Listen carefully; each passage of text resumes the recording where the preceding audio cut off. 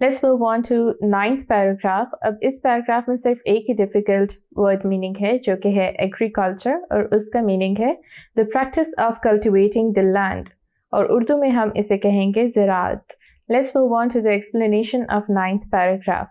9th paragraph में किस चीज़ के बारे में बात हो रही है? इंजीनियरिंग फील्ड्स की। राइटर कह रहा है कि अब इंजीनियरिंग फील्ड में भी बहुत ज़्यादा ऑप्शंस आ गए हैं। There are various career options in it. इसमें भी काफ़ी इनोवेशन हो चुकी है, जैसे कि we have an option of biomedical engineering now. Medical engineering मतलब कि मेडिकल और इंजीनियरिंग का अमेलगमेशन है ये।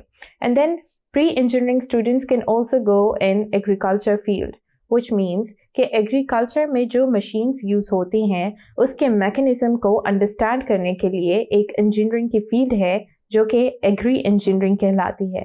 सो प्री इंजीनियरिंग स्टूडेंट्स अब इस फील्ड में भी जा सकते हैं। So they have various options to go for now. Let's move on to next paragraph.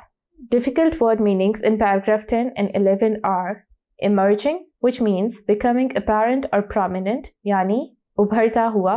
Second word is hassle, which means irritating, inconvenience या disturbance, यानी परेशानी। Let's move on to the explanation of 10th paragraph। अब 10th paragraph में हम किन careers के बारे में बात करने लगे हैं? मास कम्युनिकेशन भी एक प्रोफेशन है जो कि उभर के काफ़ी सामने आ रहा है। मास कम्युनिकेशन भी काफ़ी रिवॉर्डिंग प्रोफेशन साबित हो रहा है in terms of both respect and money. इस फील्ड में काफ़ी ज़्यादा इनोवेशन और प्रोग्रेस हो रही है, और इस फील्ड की अच्छी बात यह है कि ये फील्ड कोई स्पेसिफिक स्टडी को डिमांड नहीं करती है।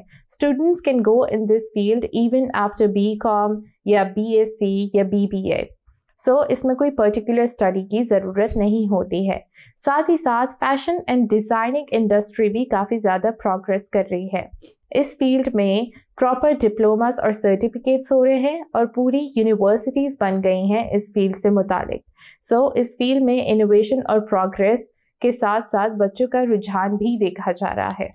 Moving on to last paragraph. Last paragraph में राइटर ये बात करता है कि जब आप किसी भी करियर की तरफ इंक्लाइन होते हो तो बस ये नहीं देखो कि इसमें हमें प्रॉफिटेबल लाइवलीहुड कितना मिलेगा, यानी हम कितना पैसा कमा सकते हैं, बल्कि अपना मेंटल पीस भी देखो और अपना पर्सनल इंटरेस्ट भी देखो। क्योंकि मेंटल सेटिस्फेक्शन नहीं होगी तो फ्यूचर आपका स्टिल रिस्क पे ही होगा, डजंट मैटर आप कितने पैसे कमा रहे हो। And then this is the only way to lead a trouble-free professional life। Writer कहता है कि एक यही तरीका है कि आप एक ट्रबल फ्री यानी परेशानियों से दूर होकर अपनी प्रोफेशनल लाइफ गुजार सकते हो।